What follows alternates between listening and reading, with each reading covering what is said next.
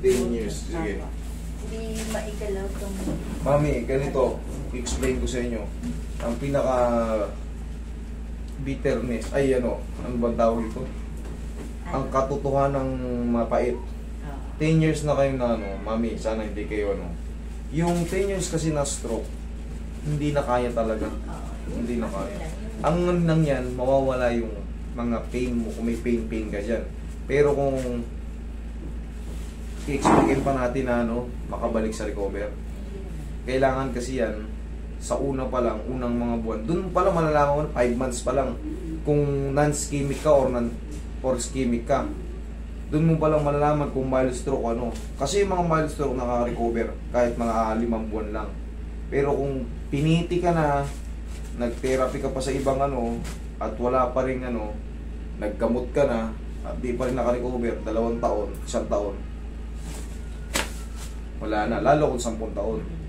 Kasi sanay na yung katawan mo ng ganyan. Hindi mo na may babalik yan. Kasi hindi yan ordinaryong pilay. Sa utak natin yan, yung mga brain nerves natin, yan yung mga nadadamage. Ngayon, mami, ano yung masakit sa'yo? Wala siya masakit. Gusto ko lang sana makalakad ng ayos ba? Kasi hindi ako makalakad. Medyo nawawalan ako ng balance. Wala akong baston. Kaya ko siya maglakad dandahan na walang baston. Pero minsan, matutumba ako pagka wala na. Ganito kasi yan, mami. Itong pakiramdam nyo dito sa kaliwa, ganun din yan sa babang paa, kaliwang paa. Isang strap talaga yan, kalahating ano yan. Ngayon, ang pinaka-the best kasi pang recover talaga ng ano, ng mga na-stroke. Para sa akin, opinion ko to, kasi sa akin kayo lumapit, opinion ko to, sa kinakain. Kasi meron akong kakilala na stroke, tatay ng kaibigan ko. Ngayon, nagdadrive na ulit ng bus. Alam mo ginawa niya? Lupay-pay kasi yun mga ilang araw. Talagang wala talagang kalakas-lakas. Ang ginawa niya, nung may nag-alaga sa kanyang PT. May nag-PT-PT sa kanya, sa higaan, ginaganyan-ganyan siya araw-araw. Kinontrol niya yung pagkain. Ang pagkain niya lang, siguro mga 2 kutsarang kanin. Pero ang dami niya ng ulam. Ano yung ulam niya? Sinabawang mga ano. O kaya, in-steam na okra, in-steam na talong. Ang sausawan niya lang, ang pinakasausawan niya lang, pagka-trip niya, honey. Tapos, yung inaano niyang isda, pinakukuluan niya lang yung mga gulay-gulay. Pinakukuluan niya lang. Wala nang gisa-gisa, basta pinakukuluan niya lang. Tapos, dilinisan lang yung isda, tatanggalin yung mga tinik. Tatambog lang yung isda ron. May lasa na. Yun ang kinakain niya. Ang dami niya kinakain, pero wala talagang mga gisa-gisa, wala nang prito-prito. Ngayon, nakakapag-drive na ulit ng bus. Kasi wala nang mga bad cholesterol na pumapasok. Tapos ang ginagawa niya, walking. Walking lang. Ano-ano man siya, gaganon-ganon nung una kasi mahina eh. Pero ngayon, wala na. Kumbaga may natira na lang konti, pero parang normal na. Kaya na niyang magano. Kasi yung mga bad cholesterol, yan ang mag-create ng mga ano, sa hypertension. Pag dumami na yung blood clogging mo, pag na biglang uminit ang pakiramdam mo, uminit yung yung baga na high blood ka, kumbaga uminit ang ulo mo, na high blood tayo, doon na puputok yun sa dami ng blood clogging. Tapos hindi na kayang i-accommodate ng brain nerves natin, mag-explode na siya, or yung tinatawag na blood clot. Biniyak ka na kayo, pero hindi pa rin kayo naka-recover. Ibig sabihin, talagang matin. Naka-recover naman siya kasi 4 months ako nag-recover. Siguro ako.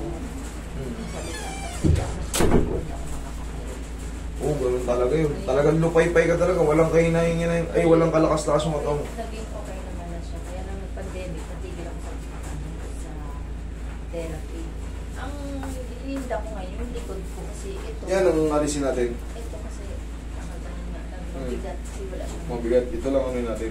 Tsaka yan, karatingin na natin. Mami, kung ano yung method ko, tsaka yung ituturo ko sa inyo mga pagkain, doon tayo mag-focus kasi mayroon tinatawag na ano a double stroke. Nai-stroke ulit. Kasi pagka nawili tayo ulit sa mga dati nating kinakain masasarap, pagkain na nakapagpa-stroke sa atin, pagkain din ang kailangan kontrolin natin para hindi tayo ma-stroke. Pagka bumalik kayo sa mga pork chop, maraming adobo, ay, huwag na kayong umasa makaka-recover kayo, maniwala kayo. Kasi, nandyan na yung mga bad cholesterol eh.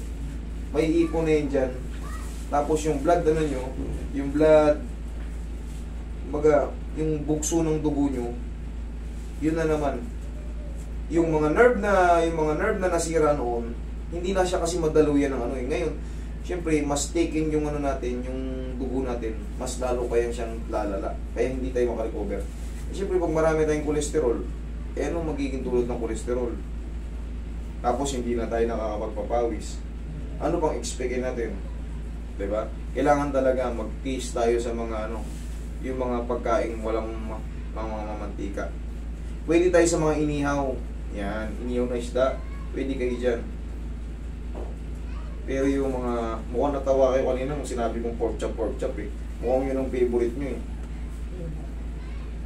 Malakas ang ano ng ano eh. Mga taba-taba eh. Mga prito-prito eh. Depende pa yan sa ginagamit yung ano, mantika. Malakas talaga yung mga prito-prito. Tsaka yung mga mararaming inisa na sinangkot siya sa kung ano-ano. Yari ka dyan. Diba?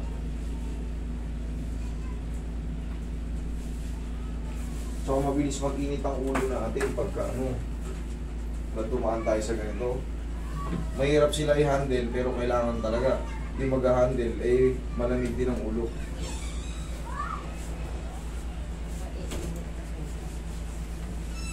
Kumbaga mataas ang pangunawa. Kasi makakaramdam na kayo ng awa sa sarili. Kaya magigilty kayo. Kaya mabilis kayong magagalit. Mahirap pag-handle nito. Pero kailangan talaga gawin talaga, tulungan sila para makakitaan din sila ng pagpupursige. Hindi ka matagil na. Ilang ka na nung nagbago. Basta sanay ka rin yung isang linggo. Basta nguyaan mo lang nguyaan ng pagod. Ang tagal na po nag-aakit natin. Kaya may ilang ka na. Kumbaga, nagbago yung paramdam niya. Ayaw po ko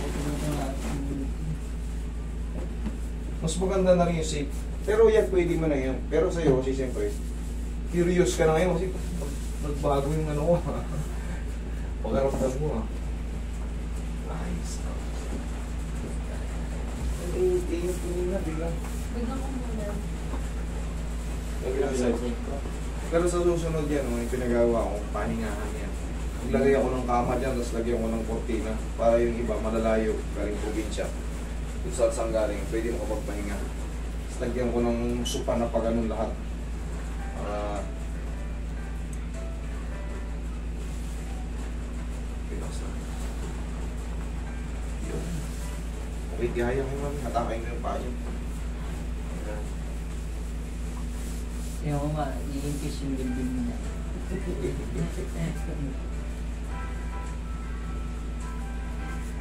Hanggang saan ba umaabot yung blood nyo? BP nyo? Ngayon okay na yung BP ko. Pag bilag-bilag kayo sa umaga, ha? Yung sa umaga, yung pag... Right. Yung saktong sa may singit. Oo, sakto. Talagang masakit lang yata. Sige. Kabila. Masakit siya pag nadidinan? Oo. Sige, mamaya. Kahit sa may ano, Dito, sa may Sa puwet? kwento o dito sa kapit. Masakit siya. Sakit? Dito, sabi ko siya sa singit, hindi sa puson. Puson. Dito, yung singit, oh. Kaya pala. Ayan, oh. Yan, oh. Pag-atake natin dito sa may singit kasi wala yan, puson yan eh. Dito pinipindot eh, siyempre, yung puson ni mami. singit yun, tami yung Baby. Yung mami sa singit. Eh, ba't dito wala, oh. Tiyo mo, oh. Oh, ba't siya, hindi dyan. Eh, dito ka ka pa. Mataas na yung Pati, ang taas ng bilbil na yun. Dapa ka, mami. Ang taas ng singit mo, grabe ka. Hindi ko Si Roy eh. Iba nung pumapa na. Tignan mo pa. Alam niya ka pa? Dahan-dahan.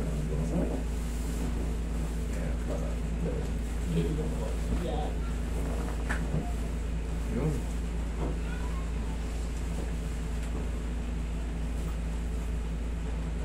Ganto po, ganto po, ganto. Hindi mapilipit. Matigas kasi yan eh. Yan.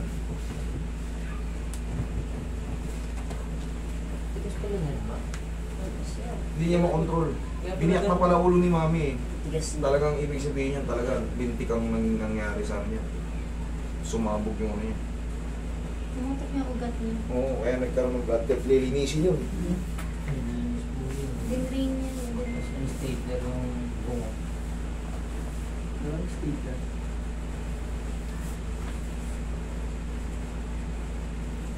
Yung stapler na. Pain. Okay. Mahaba eh. Pero dito, okay naman siya. Eh, masakit na. Pero, parang siyang Ganit din mga sinabi. Ha?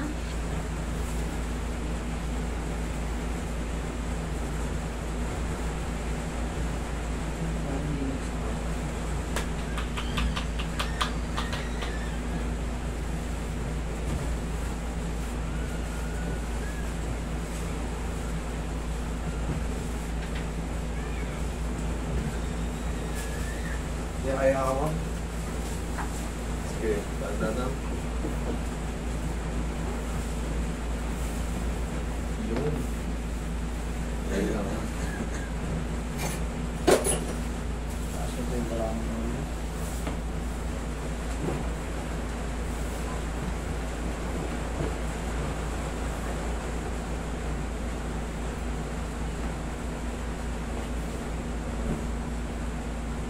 Relax na. Inhale. Exhale.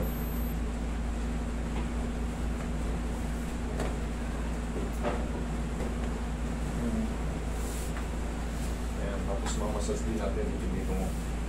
Ako yung final touch. Ngayon, makakaramdam ka na naman yan. Yung ganda na yung paramdam niya.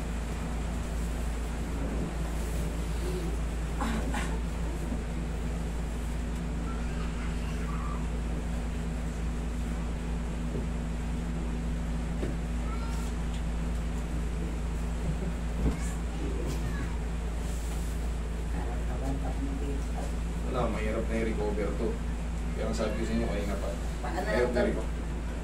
10 taon, mahirap na i-recover. Hindi, sinabi rin naman sa amin ng doktor mo na ano, parang ano lang, parang 90% talagang hindi nababa. Kaya nga, anong talaga? Sinabi na rin sa amin dahil Kasi ako, kahit ako hindi doktor, pag pumutok na talaga, wala nang control kasi yung utak natin ang nagtuturo sa katawan natin. Hindi na niya, Kasi may 6 gagano. months din siyang bedridden. Ilang months din siyang hindi marunong kumain. Puro ano lang kami. parang babara yung ano. Yung iba hindi naka, pero yung Hindi boss, siya sasalita. buti nga naka-recover siya. Oo, sa salita. Oo. Kasi yan, lahat. Ano yung parang sa speech, sa kamay, sa paa. Actually, mabilis pa nga yung recovery niya, sabi sa amin. Yung- Masaka yung 5 months, 1, 2, 3, 4, 5 months, kailangan may ano ka na yan. Yun nga. Kaya nga nung... Pero pagka ano, ganyan talaga yun. Ganyan talaga siya. Nag-text ma. ay nagaganyan talaga siya. Pero bitawan mo, titigil yan. Kailangan lang yan, idiin mo dyan. Pagka gumaganyan, idiin mo sa tiyan mo. Oo nga. Kasi pag hinang mo yan, di ba araw-araw siya nagaganyan, mali ka lang ng posisyon, kailangan idiin mo lang sa sikmura mo yan. O, tignan mo, walang nginig. O, di ba? Bakit alam ko? Pero, yun yung technique. Tandaan mo, pag huminginig, nakita niyo huminginig, ikapit mo sa tiyan mo. Parang kapag sa ba? Kasi nangyayari rin sa ba? Kasi yan, yung mga ganyan, yung mga, ang tawag kasi dyan sa iba, Parkinson, pag nagkakaroon ka ng ano, shaking. Sa pa, hindi niya na makukontrol yan. Ayun. Ang gawin mo, pag nanginginig ba, hindi naman eh. Hindi, pagka papalinis ako ng kuko, nasisipa ko siya kasi bumaba. Kung walang control, hindi ko pa nakita ano eh. Dito kasi sa kamay, ikapit mo lang sana yan. Huwag mo lang yang Hindi ikapit. naman siya makakabit eh, di ba naman siya dudalaw. Ay, iusog mo lang ng gano'n. Ay, kaganda. O, kita mo tumigil. Di ba? Hindi namin siya ginagawa kasi, ni-stretch ko siya kasi Ayan eh. kasi lagi nakaganoon. So, Pag i-stretch mo, dapat may ibang tao. Ang stretch kasi niyan, pag ganito, Hawakan sa pinaka ano, huwag sa mga ano, dito sa pinaka kumbaga, hindi sa joint. Yan, dahan-dahan. Sige, lambutan mo lang. Kailangan kasi tinuturuan kasi siya. Kasi sa utak na yung maliit nito eh. Sige, lambutan mo lang. Lambutan mo lang. Ayan, may stretch yan. Pag sinabi kong palagi mong lambutan mo lang, may stretch yan. Pagka kasi normal mo, no, matigas to. Kahit ikaw magawa, kung mo siyang tuturuan, gaganon yan. Pagka, yan, kanyari, pag hinatak mo yan, ano, yan, lumalaban, no. Pero pagka sinasabihan mo siya, kasi may control sa atin, utak, lambutan mo lang, sige, lambutan mo lang, unti-unti niya rin ibibigay yan. Unti-unti niya. Oh. Yan ang pag-stretch. Kaya nga nag-aalaga sa mga ganito, PT talaga, kasi PT, matyaga sila sa ano, dun sila expert sa mga stretching, kailangan talaga nagpipit. Magkaiba yung dito, para sa akin the best yung PT sa mga ganito. Kasi tsagain nila to. Yung ganito kasing mga method kagaya sa akin, mas maganda kayo, lumapit kayo, may dislocated shoulder kayo, instant. Pero ito kasi hindi na talaga pangmatagalang ano to. Pangmatagalang session to. Buwan nang aabutin. Pagka ano. Okay, mami, yun ang natin. Kita mo naman. Oh, huwag lang kayong kakain ulit ng mga ano. Yung mga dating ano yun, natatawa kayo kung nagbalik na naman kayo sa dating ano nyo. Same na yung problema ko sa kaya lang ako biak siya rin eh. Naka-recover siya.